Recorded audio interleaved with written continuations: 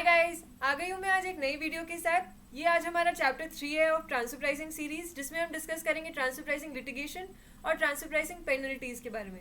तो चलिए स्टार्ट करते हैं। तो सबसे पहले डिस्कस करते हैं stages of transfer pricing litigation. जब हम अपना 3CB फाइल कर देते हैं और टीपी डॉक्यूमेंटेशन मेंटेन करते हैं तो उसके बाद क्या होता है? उसके बाद दोस्तों हमारी इनकम टैक्स रिटर्न फाइल होती है। ये सारी इन्फॉर्मेशन जो हमने इनकम टैक्स डिपार्टमेंट को दी है, इन सब को लेके डिपार्टमेंट असेस करता है कि हमने सारी इन्फॉर्मेशन करेक्टली दी है कि नहीं है।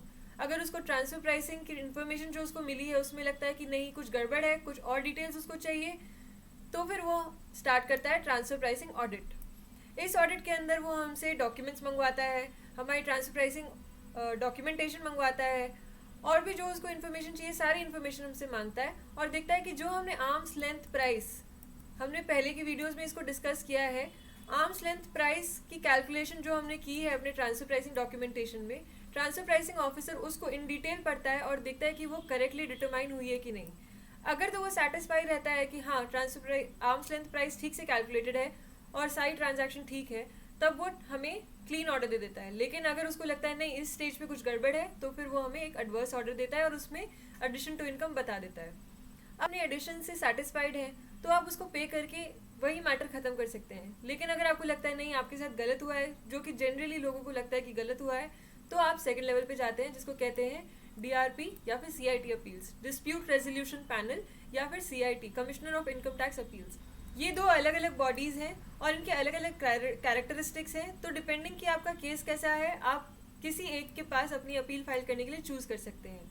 हमारा ट्रांसफर प्राइसिंग ऑडिट जो है वो जनरली 1.5 ईयर्स लगता है कंप्लीट होने में। DRP और CIT अपील्स के आगे जो अपील प्रोसीडिंग्स होती हैं वो जनरली 2 साल लग जाती है ख़त्म होते होते। उसके बाद अगर इनका फेवरेबल ऑर्डर आता है तब तो ठीक है, लेकिन अगर एडवर्स ऑर्डर आता है और आप फर्दर अपील करना चाहते हैं तो आप नेक्स्ट जाएंगे ITAT के पास, इनकम टैक्स एपेलेट ट्रिब्यूनल। यहाँ पे आपको 2-3 साल लग जाते हैं अपील को डिस्पोज कराते कराते। इसमें भी वही 2 बातें हैं, या तो फेवरेबल ऑर्डर आएगा या एडवर्स ऑर्डर आएगा। फेवरेबल आया तो बहुत बढ़िया, एडवर्स आया तो फिर आप हाई कोर्ट जा सकते हैं। हाई कोर्ट के बाद फिर आप सुप्रीम कोर्ट में जाएंगे। ये तो आपको पता ही होगा दोस्तों कि supreme court is the ultimate decision making authority in India. So apex court, supreme court के बाद आपको वो डिसीजन मानना ही पड़ेगा, आपके पास और कोई ऑप्शन नहीं है। तो ये था दोस्तों transfer pricing litigation scenario in India. I hope ये क्लियर है। चलिए आगे बढ़ते हैं पेनल्टी सेक्शन के लिए।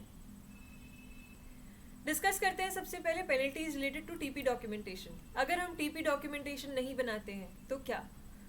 तो देखिए, इन चारों केसेस में इनकम टैक्स एक्ट में लिखा है कि इतनी पेनल्टी हमें पे करनी पड़ेगी, 2% of the value of transaction. और कौन सी ट्रांजैक्शन? इंटरनेशनल या डोमेस्टिक ट्रांजैक्शन, मतलब रिलेटेड पार्टी ट्रांजैक्शन। अब ये कौन से सर्कमस्टांसेस हैं उनको देख लेते हैं। सबसे पहला, failure to maintain specific information documents, जो कि आपको टीपी डॉक्यूमेंटेशन की बात कर रहा है। Second, failure to report transactions in TP documentation. आपने टीपी डॉक्यूमेंटेशन तो मेंटेन कर ली है लेकिन उसमें ट्रांजैक्शन रिपोर्ट ही नहीं की है, तो ये सेकंड वाला सिनेरियो तब स्टार्ट हो सकता है। थर्ड केस है मेंटेनेंस ऑफ इनकरेक्ट इन्फॉर्मेशन। आपने टीपी डॉक्यूमेंटेशन तो मेंटेन की है लेकिन उसमें इन्फॉर्मेशन गलत दी हुई है, तो ये किक इन कर जाएगा। और लास्ट सिनेरियो है failure to submit information during TP audits. मतलब आप बोल तो रहे हैं आपके पास टीपी डॉक्यूमेंटेशन है लेकिन आप सबमिट नहीं कर रहे हैं। तो अगर आप टीपी ऑडिट, जो कि फर्स्ट लेवल ऑडिट है, उसमें अगर आप सबमिट नहीं करते हैं तो इन चारों केसेस में आपको जो पेनल्टी लगा दी जाएगी वो है 2% of the value of international या डोमेस्टिक ट्रांजैक्शन। आगे बढ़ते हुए देख लेते हैं penalties leading to form 3CB। दोस्तों, फॉर्म 3CB अगर आप नहीं फाइल करते हैं तो आपके ऊपर पेनल्टी लग जाएगी 1 लाख रुपए की। और अगर आपने वहाँ पे ट्रांजैक्शन कोई रिपोर्ट नहीं की है तो उस ट्रांजैक्शन की 2% आपके ऊपर पेनल्टी लगा दी जाएगी। तो ये बड़ा सिंपल है। फॉर्म 3CB के ऊपर ये 2 पेनल्टीज एप्लीकेबल होती हैं। आगे बढ़ते हुए बात करते हैं कुछ जनरल पेनल्टीज की, जो कि इन एडिशन टू ये वाली पेनल्टी और ये वाली पेनल्टी आपके ऊपर लग सकती है। 50% of tax amount in case of under reporting. अगर आपने अंडर रिपोर्टिंग की है, अगर आपने कुछ छुपाया है, कुछ कम दिखाया है, तो 50% ऑफ द टैक्स अमाउंट आपके ऊपर लग जाता है। और अगर आपने पूरा ही गलत दिखाया हुआ है, पूरा फ्रॉड का सिनेरियो है, तो आपके ऊपर 200% पेनल्टी लग सकती है। इन एडिशन अगर आपके ऊपर ये प्रूव हो जाता है कि आपने कंसीलमेंट ऑफ इनकम किया है या फिर फर्निश किया है in adequate particulars of income in respect of ALP जो कि है आर्म्स लेंथ प्राइस, तो 100% से 300% of the tax sought to be evaded आपके ऊपर पेनल्टी लग जाती है। तो दोस्तों देखने वाली बात यह है कि ट्रांसफर प्राइसिंग के ऊपर बहुत ही ज़्यादा हैवी पेनल्टीज़ हैं, इसीलिए जो भी स्टडी जो भी एनालिसिस हम करते हैं इसके रिस्पेक्ट में वो बहुत ही हमें सोच समझ के और ध्यान से करने की ज़रूरत है।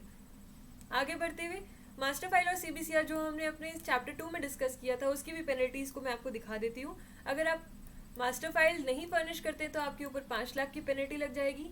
अगर आपने country by country report CBCR नहीं फर्निश किया तो इसमें सबसे स्ट्रिक्ट पेनल्टी है जो कि है 5,000 पर डे फॉर 1 मंथ, उसके बाद 15,000 पर डे आफ्टर 1 मंथ और उसके बाद 50,000 per day after service of penalty order. तो मतलब दोस्तों आप समझ ही रहे होंगे CBCR और मास्टर फाइल में कितनी हैवी पेनल्टीज हैं। चलिए आपको इतना डराने के बाद एक खुशखबरी भी मैं आपको बता दूं कि ये सारी पेनल्टीज जो हमने डिस्कस की हैं ये सारी डिस्क्रिशनरी पेनल्टीज हैं। अगर आपने कहीं पे आपका जेन्युइन केस हो या फिर आपने डेमोन्स्ट्रेट कर दिया एक रीजनेबल कॉज अपनी डिले इन फाइलिंग्स या नॉन फाइलिंग्स के लिए तो आपके ऊपर पेनल्टी माफ़ कर दी जाएगी। इसी के साथ हम अपने ट्रांसफर प्राइसिंग सीरीज़ के एंड में आ गए हैं। आशा करती हूँ आपको मेरी वीडियो पसंद आई हो। अगर आपको पसंद आई तो फिर इसे लाइक कीजिए और मेरे चैनल को सब्सक्राइब कीजिए। मेरा मेल ID फर्स्ट स्लाइड पे मैं आपको दोबारा दिखा देती हूँ। फर्स्ट स्लाइड पे लिखा हुआ है। अगर आपकी कोई भी ट्रांसफर प्राइसिंग रिलेटेड क्वेरी होती है तो प्लीज़ मुझे मेल कीजिए। बाय।